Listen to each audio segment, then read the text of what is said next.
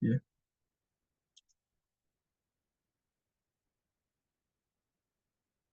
So this is the first problem of Atcoder Beginner Contest 322.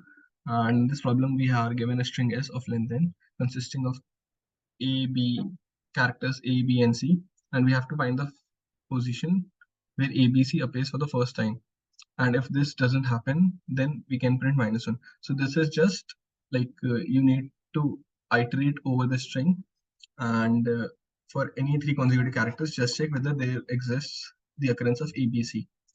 If it happens, then you can just print the index or the position of this character. And if this doesn't happen, you can print -1. So let me show you the implementation.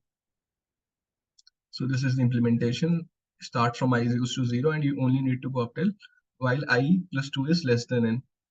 So if ith character is A, I plus 1th character is B, and I plus 2th character is C, then the answer is I plus, like this is the position I plus 1. Otherwise, if this doesn't happen, then you can print -1. Is it clear? Yes, no? Let's go to the next problem. In the next problem, we are given that we have two strings, S and T, of consisting of lowercase English letters, and the length of S and T are n and m. So n is always less than or equals to m. Now, if S is a prefix of T, then we, like, if it's both prefix and suffix, then we need to print 0. If it is a prefix of T but not a suffix, then we need to print 1. And if it is a suffix but not a prefix, then we need to print 2. And if it's neither of these, then we need to print 3. So first of all, everyone has an idea what a prefix or a suffix is, right? Like you can actually read. Yes. Yeah, if you don't, then you can read it's given in the problem statement. So it's basically a prefix is something which is a part of the beginning, a suffix is which is a part of the ending. So there are, like, you just have to, like, this is just an easy implementation. You can either iterate through both of these strings and then check. Otherwise, there's a C++ sub str function, so you can use that also. So here I have used that only. So first I'm taking M and S and T as input. Now X will be 1 if S is the prefix. If S is a prefix of T, then X will be 1. Y will be 2 in case S is a suffix of T. Now if X plus Y is 3, this means that S is both a prefix and suffix. So in that case, we can both, like, make these two 0. Why? Because we need to print 0 only in that case. And if X plus Y is 0, then just make X 3, because if X plus Y is 0, then S is neither a prefix nor a suffix. So we can print X plus Y finally. Like if it is both, then you'll print 0. If it is neither, you'll print 3. If it's just a suffix, then you'll print 2. Otherwise, if it's just a prefix, you'll print 1. So this is clear to everyone, right? Okay, so let's go to the next problem. So in this next problem, we are given that Atcoder Kingdom holds a festival for n days. On m of these days, namely A1 to AM, fireworks will be launched, and it is guaranteed that the fireworks will be launched on the last day of the festival. Now, for each day from 1 to n, we need to solve the following problem. How many days later from the ith day the firework will be launched for the first time? And if the firework is launched on that day, then you need to, like, we need to consider to be 0 days later. So we are already given this as, like, the in increasing order. So either we can iterate through this, or, like, what we can do, we can like make a map or something that, okay, on this day there is going to be fireworks. So then we can iterate from n to 1, and if on the nth, like on the ith day there are fireworks, so let's say we have another variable x, so x will be 0. Otherwise, if there is no firework, then we'll just increment our x. So for the ith day, our answer is x, and we are iterating in reverse order from n to 1. Is it clear?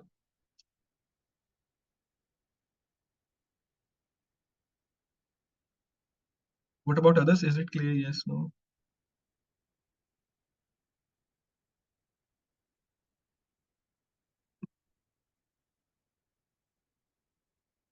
So here is the implementation in this. These are the days on which fireworks will be launched, and I've just stored those, like marked them in a map.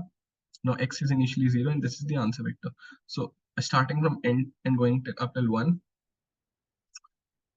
if MP of I, like that on that day there are fireworks, so x will be 0. So this is the answer, like this will be I minus 1 because the answer vector is 0 index, not 1 index. So this answer of I minus 1 is x, and then after this you need to increase x by 1. On the next iteration, if there is fireworks, then x will be 0, otherwise you have already increased x by 1. So finally you can print your answer. Is it clear? Yes. Okay. So let's go to the next problem. So this is the next problem. In this problem, we are given that a polynomial, a, poly, a polyomino is a puzzle piece in the shape of a connected polygon made by connecting several squares by their edges. Now, there is a grid with 4 rows and 4 columns and 3 polyominoes that fit within the grid. So the shape of the ith polynomial is represented by 16 characters, and they describe the state of the grid where the ith polynomial is placed on it. So basically, if Pij is this, then the square of the jth row from the top and the kth column from the left. Basically I will be 1, 2, 3. There are 3, right? And j comma k is, like j is the row and k is the column. If this is this hash symbol, then it is occupied by a polynomial, and if it is this, then it is not. So what we want is, we want to fill the grid with 3 polynomials, and so that the following conditions are satisfied. The first one is all squares of the grid are covered with polynomials, and they shouldn't overlap each other, and they must stick out of the grid. They must not stick out of the grid, and they can be freely translated and rotated, but not flipped. So I'll tell you what this means. And so we just have to find whether this is possible or not. So see, first of all, see this, the first 4 by 4 square is the first polynomial. Then the second 4 by 4 square is represents the second polynomial, and the third 4 by 4 square represents the third polynomial. So first of all, how many people solve this problem?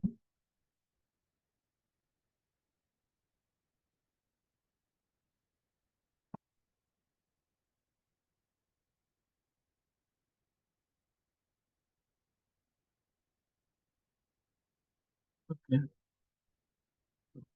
Basically, let's take this example. See, the first polynomial is like this, right? So the first one looks like something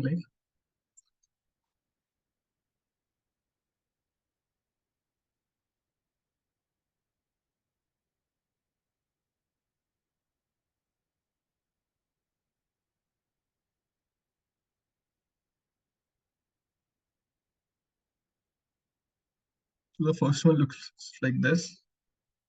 The second one looks like this.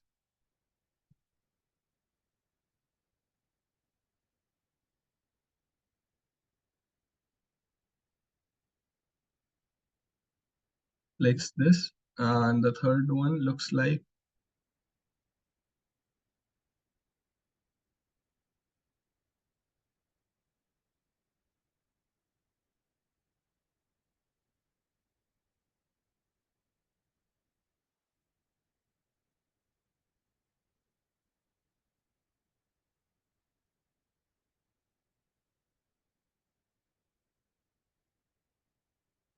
this. So first of all, we need to, like, what we can do in this problem, like how to, like the first thing is we want to make all of these fill the complete grid, right? So what we can do, let's say this is the second, this is the first, and this is the third. So we can have our second like this. This is exactly like this, right? I have just translated it from this place to this place. Like, okay. So then we can take this one, and what we can do with this, like we can rotate it once, like rotate it like this, and then we can have it here. And then the last one, we can also rotate it and we can have it like this, right? So just rotate it like this. So this is, and then like we can keep it here. This is 3. Okay, so we have filled, like these are those 3, like they are not overlapping with any of these, and we are able to have all the 3 polynomials like this, right?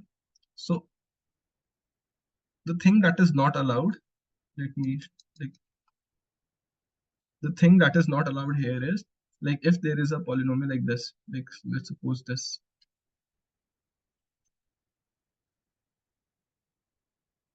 you have a polynomial like,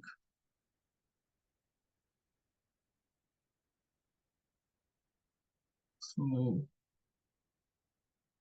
like can you get, like if you even rotate this once, what will happen?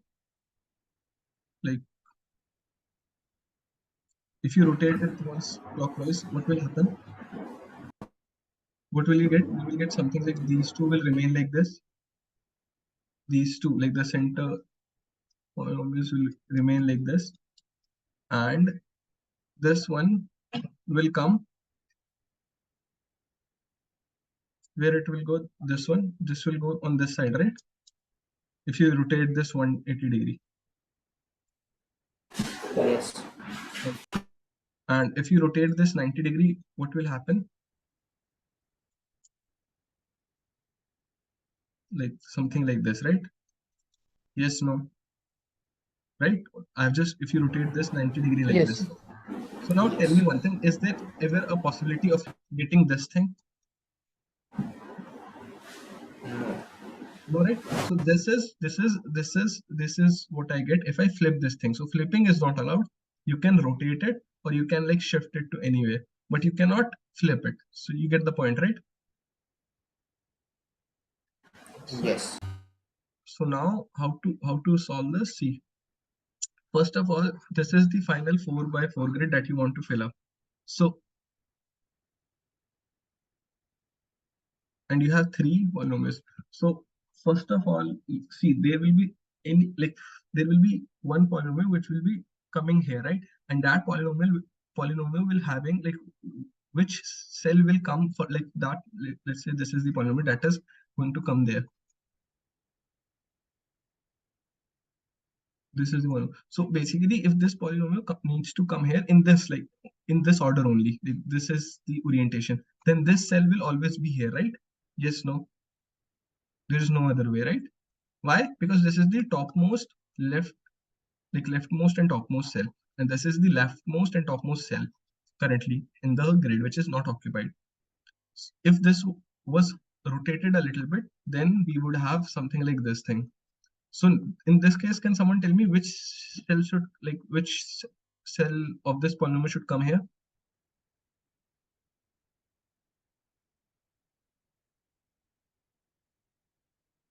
Which cell, like if I decide to 1 keep this comma 3. 1,3, like how 1,3, what like this cell should be here, right? Because this is the topmost and leftmost cell, right? Yeah, means in the original it's 1 comma 3. Okay, okay.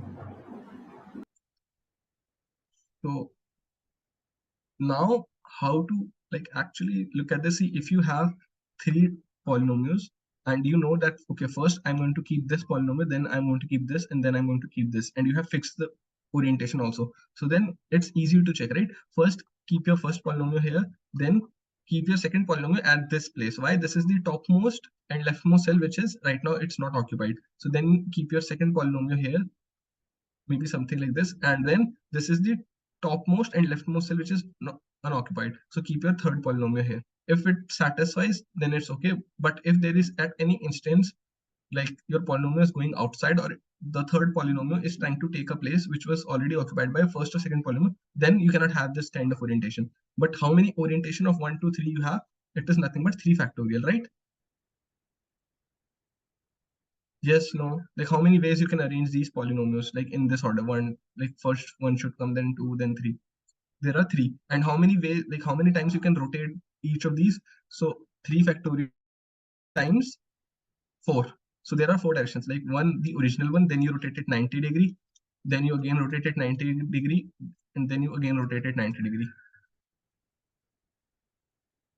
So let's say this was this will come here, this will come here. So these are the 4 directions. So into 4. So for each of these, you'll try to check whether it's possible or not. So these are the 3 ways in which you can keep the polynomials, like fix the order of their polynomials. This is the number of orientations for each of those and multiplied by 4 into 4.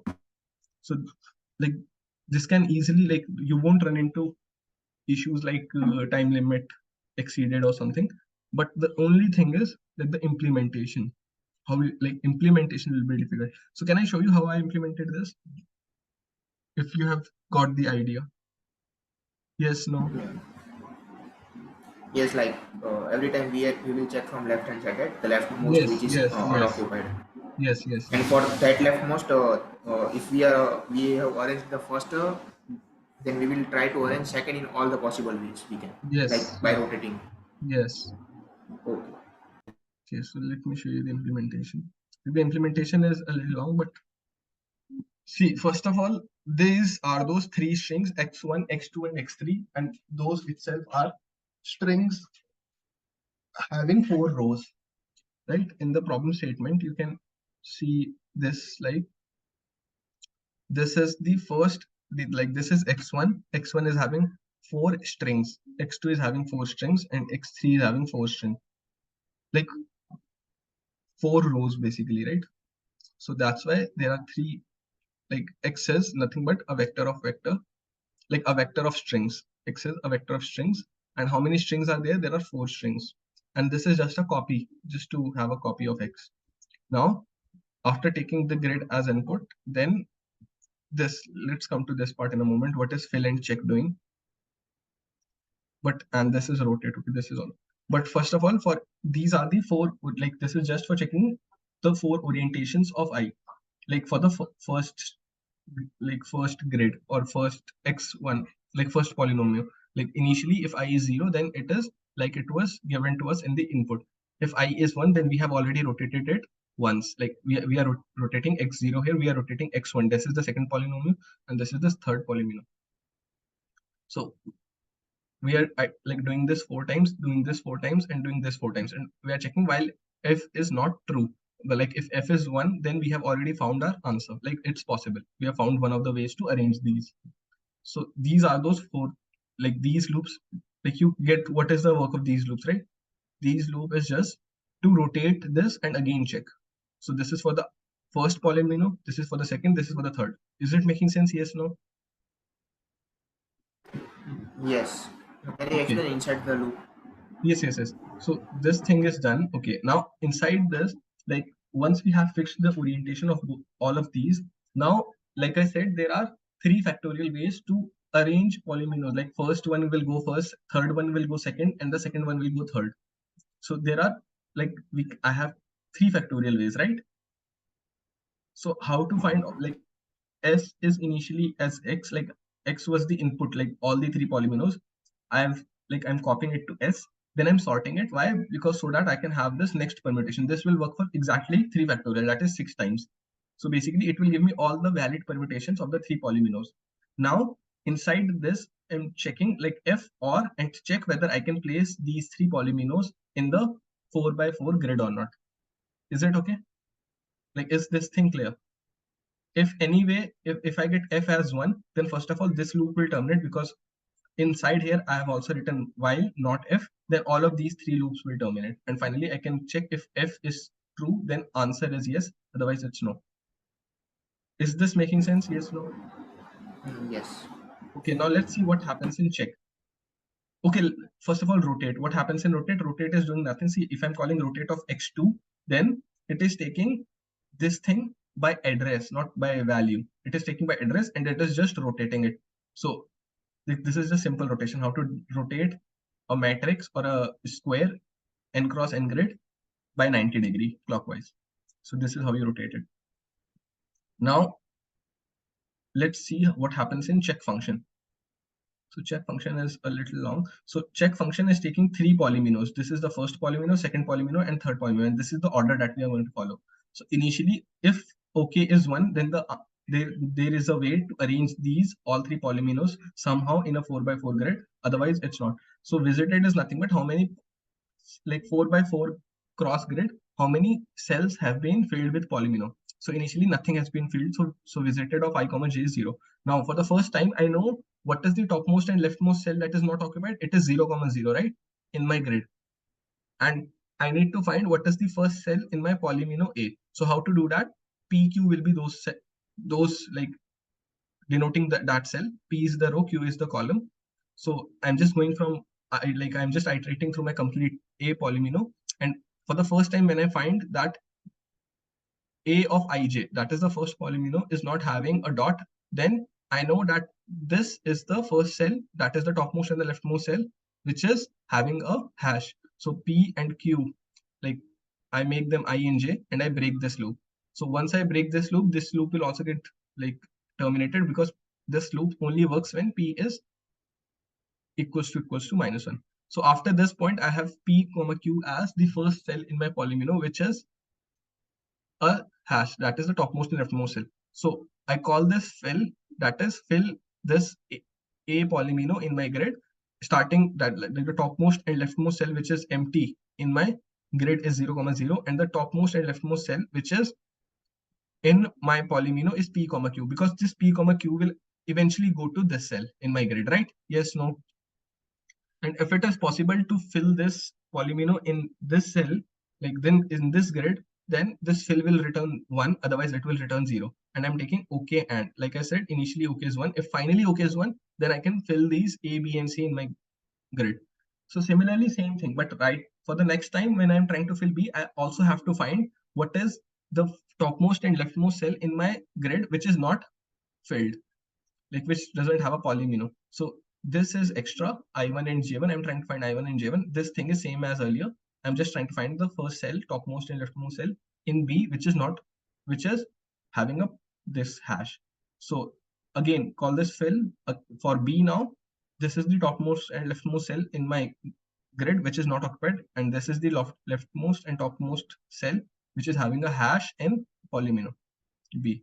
Same thing for C also. Same thing for C also. Finally, this thing. Now, finally, I just need to check whether all these cells in my 4x4 grid are filled or not. So this can be done using just simply like iterate through grid and just do OK and is equals to visited of I comma j. If it is not OK, then like it will return 0, otherwise it will return 1. So now only this thing is left. What is happening in fill? How to fill these? So this is the fill function. This is the polynomial. This is x comma y is the topmost and leftmost cell of the grid, and p comma q is the topmost and leftmost cell of your polynomial. So just iterate through your polynomial. If the polynomial is having this cell, then correspondingly you can find the row and column to which this cell will go in your grid. How? See, if p is going to x, so let's say I is equals to p. So you can keep it here, right? I minus p plus x. So our row is x. And if your cell is q, like column is q, then it should go to y. So let's say j is q, so j minus q plus y is y only. So this is the cell to which this I comma j cell of your polynomial will go finally. Like this r comma c is the cell in your grid. So just check for these, all of these things. Like if r, in case r is less than 0, r is more than 3, c is less than 0, c is less than 3. So basically, if your current polynomial is going out of the grid, so you need to return 0. Like this is not possible. Otherwise, if it is already visited, so by visited we mean already taken by other polynomial, then also you can return 0. Otherwise, mark your current grid cell as 1, like it's visited, and you can finally, if everything works in here, return 1. So finally, if you have everything working out and this is also okay, then you return 1. If you return 1 here, so this will become 1. So your f will become 1, and you will terminate all of these loops and you can print yes. Is it okay? So this is just brute force, but the implementation, like how to implement this. Is it okay?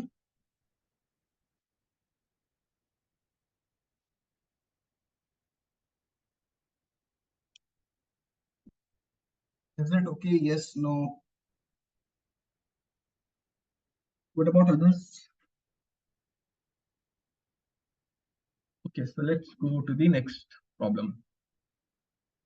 Like this was just implementation only. Like there is no algorithm, nothing used. Just like finding all the ways to arrange those polynomials, trying to rotate them, and just checking whether for any time like it is like we are able to fill the grid completely. So this problem. So in this, we are given with that Atcoder Incorporation is planning to develop a product.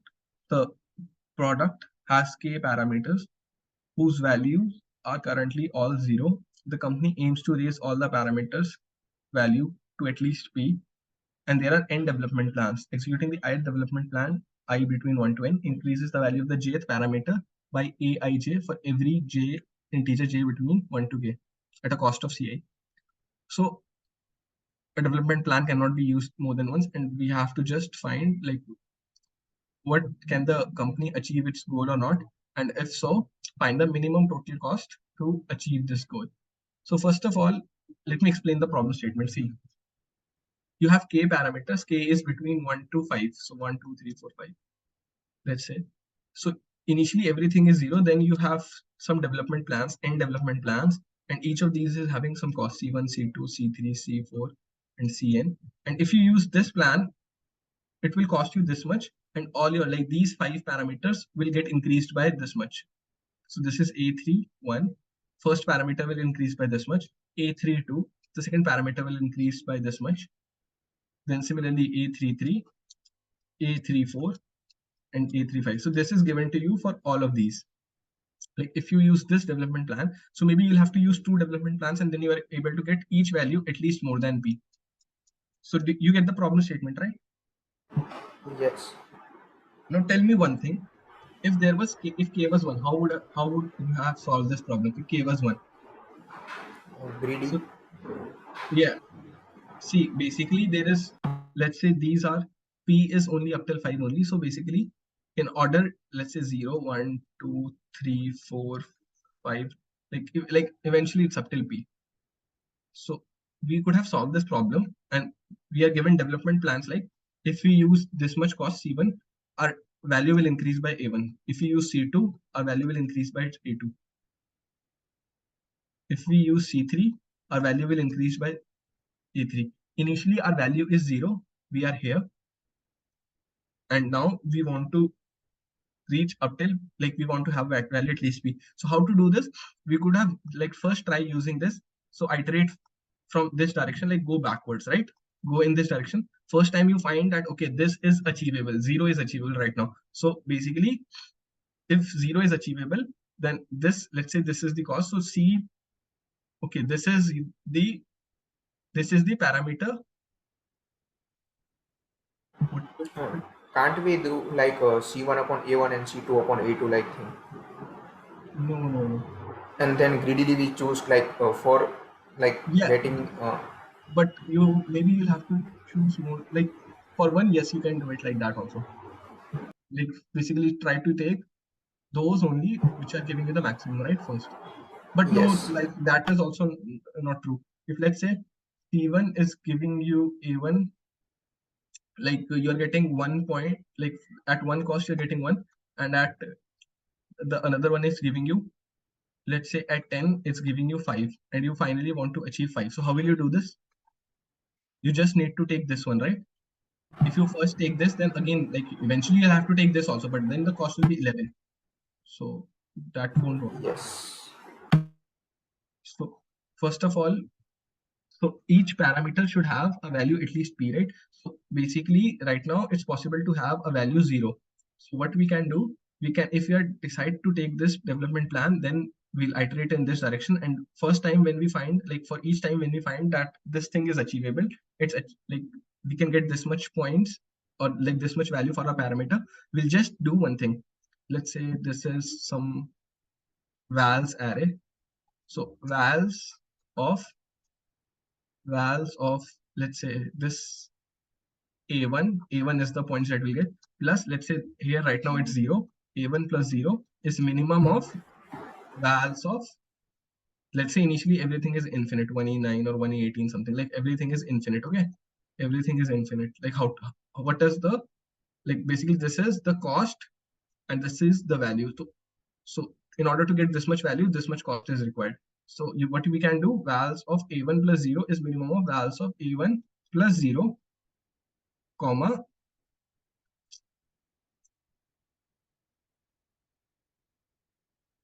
comma, vals of a0 plus c1.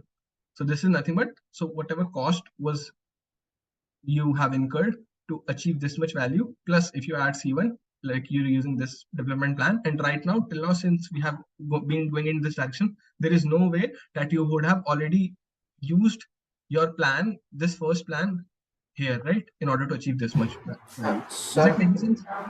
sir, can't we do like pick not pick thing? Like this is p is just 5.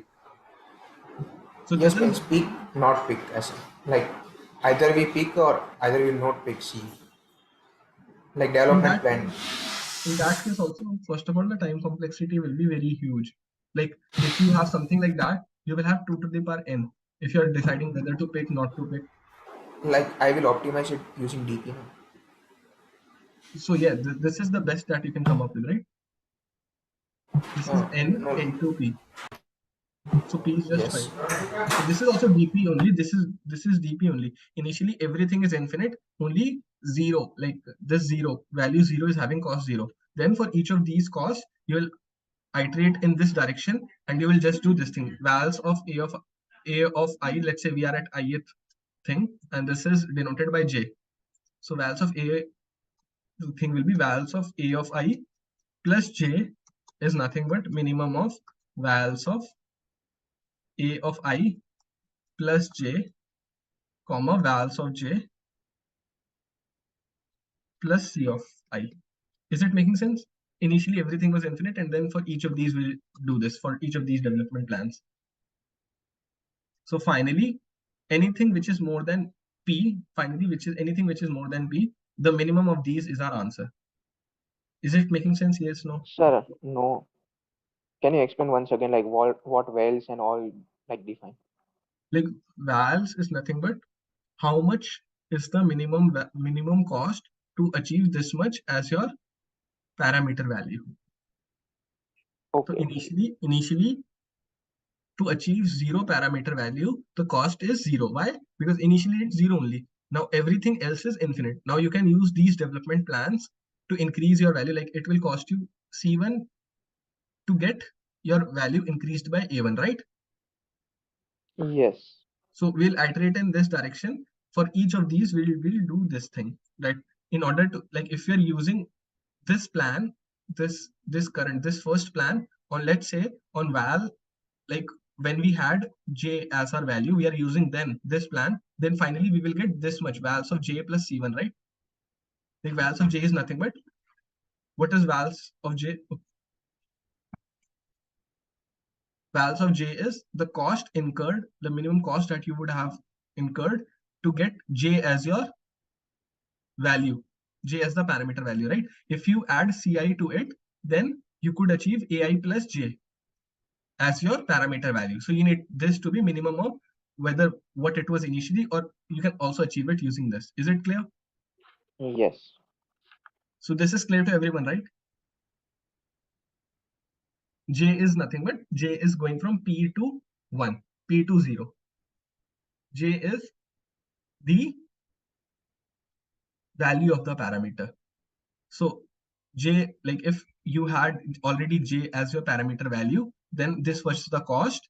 If you add this much cost also, like if you have this development plan, then so this is the cost, total cost, and this is, if this is the total cost, and this is the parameter value that you will get. So basically, in order to get this as your parameter value, the minimum cost will be minimum of this plus this. Is it clear now? Yes. Okay, so this will work for when we had k as 1, basically when we had just one parameter. But what if we have 5 parameters? Then how will we do this?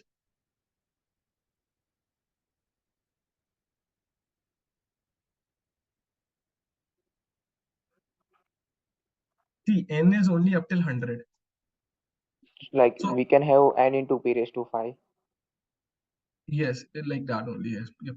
So see, if the like finally, like you can also have this, like let's make, like initially we have something like 0 comma 0 comma 0 comma 0, like if you have 5 or everything is, and finally we want something like k is also 5 and p is also 5, like I'm taking the maximum. So if k is also 5 and p is also 5, then each of these parameters should finally be like this, right? So either you can use a map for vectors, and this will give you ints. Like initially vals, like we were having int and int, right? This vals were int and int. So you can have vals of vector and int. Like vals will have, for a vector you will get, if you want this much as your parameter values, then what is the minimum cost to achieve this? So either you can do it like this, but it will be a little difficult to implement. So instead of doing it like this, why not, let's say this parameter is just like multiply this, like there is some alpha, beta, gamma, delta, and theta.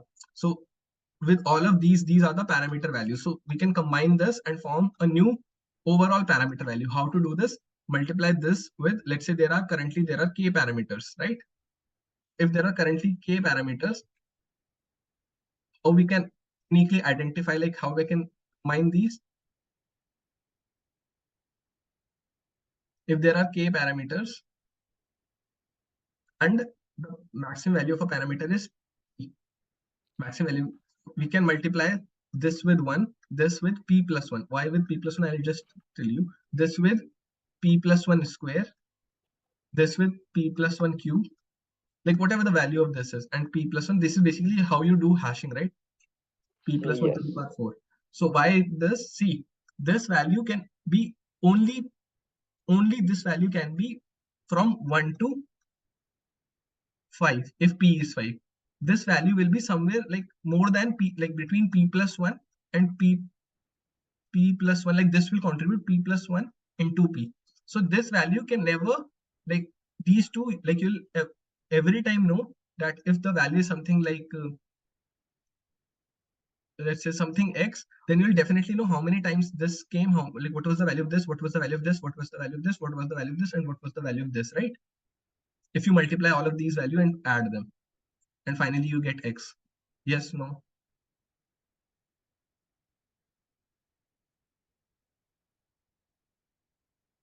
Are you like understanding this?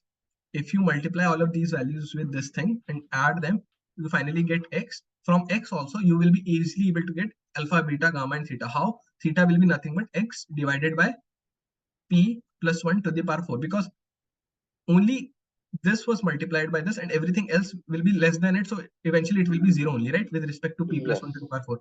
And now, in order to able to find this thing, what we can do, first of all, let's say take x modulo equals to whatever this was, p plus 1 to the power 4. Now, this will be x divided by p plus 1 to the power 3.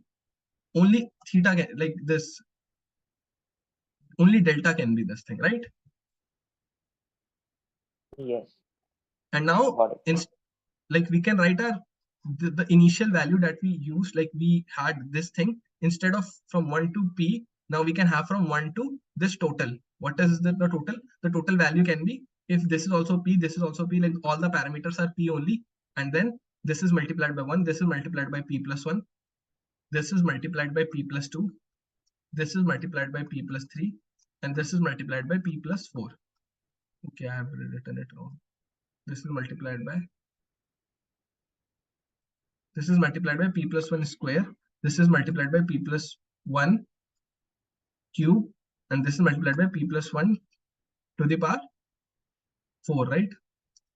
So this is the maximum value, and this will be like, initially we were looking for p, like we wanted everything to be like our parameter, when we had one parameter, we wanted it to be more than or equal to p. Now we want the total, like the total, like the final parameter, like this thing, if we add all of these, like this thing to be more than or equals to, like finally we want the value to be more than this, right?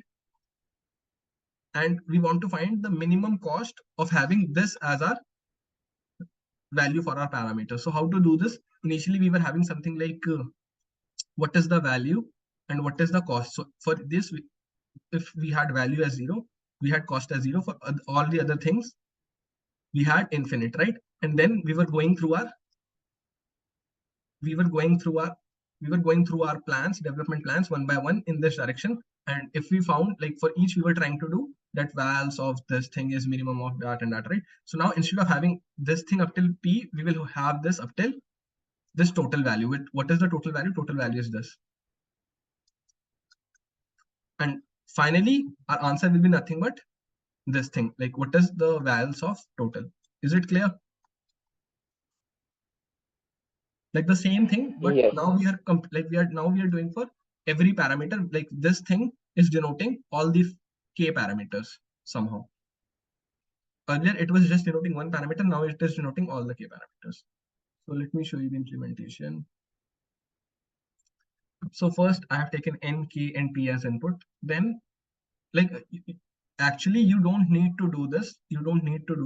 If you are willing to implement something like, instead of having this 0, this thing, you can have something like, let's say you have 3 parameters, so you can have something like this. So what is the minimum cost to achieve this? Then what is the minimum cost to achieve this? Then what is the minimum cost to achieve this? Then what is the minimum cost to achieve this? Like, eventually this will also have the same complexity only. And finally, what is the minimum cost to achieve this thing? So here also you can do the same thing, but I have implemented it like this. So after taking n, k, and p as input, this is the costs, and this is basically how much, like, for the ith development plan, what is the value of all the k parameters, how much they will increase. Then this is just like these powers. So power p of I is nothing but p plus 1. Like, what is the power of p plus 1 times I to the power I? Just give me a second. So this is nothing but power pi will be p plus 1 to the power I.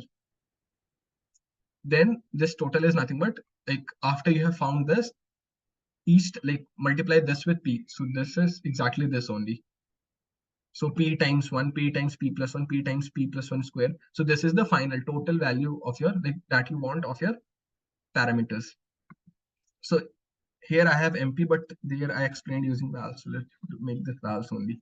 Vals of 0 is 1 and everything else is 0.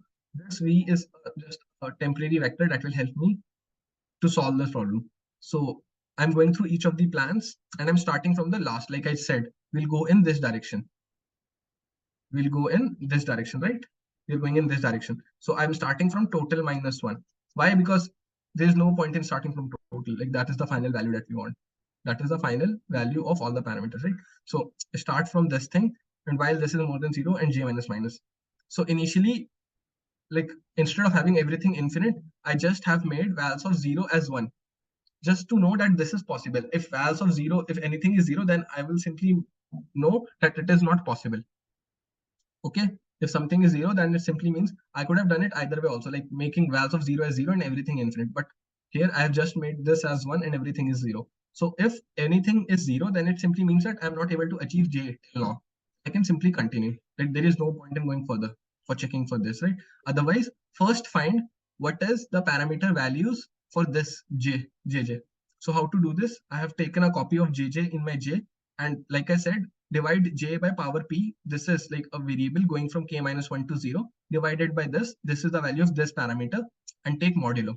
So after this, we will have the parameter values, all the k parameter values. Then you can add, like, currently we're trying to take this as a development plan, right? So if you take this as your current development plan, and these are your parameter values vi, how will your parameter values change? It will be nothing but, you will add this much to your parameter value, but don't make them more than p, because finally you want p only, right? Maximum, like at least you want p, so make them p only. So minimum of this or this. So now this is your modified parameter values. Now again find the hash of these parameter values. How to do this? Just multiply this with your power of p. So finally this is your value, that is for, like, value of all of these parameter values combined. So if the value of this is not, like, it's currently 0, then make it this thing. Like, if it was 0, otherwise you can just take minimum. like I have to do this extra because like when I was explaining, I took assume that this was infinite. So in that case, this will directly work. But if it is zero, for the first time, you'll have to write it explicitly, and then for the next times, you can take minimum. Finally, you can just decrease vals of total. Total is the final value that you want, right? Total by one. Why? Because you started your vals of zero with one. So everything is like everything's gets one added because of this zero was one. So decrease it by one, and finally you can print your answer. This also works for the case when you have to print minus one, when it is not possible. Why? Because in that case, vals of total will be zero only. Like it is not possible. So if you decrease one, you'll get minus one, and in that case, minus one will be printed. Is it clear? Yes. Okay, so that's it. Sir, And yep, sir, I have implemented the same thing, but like it was not passing. So can I raise query and you can yeah, come yeah, in meet? sure. Just raise a query and we'll try to debug it together. Okay, yes. So right now, no? Yes, yes, Okay, yes. I'm raising it. yes. So thanks for joining and bye bye.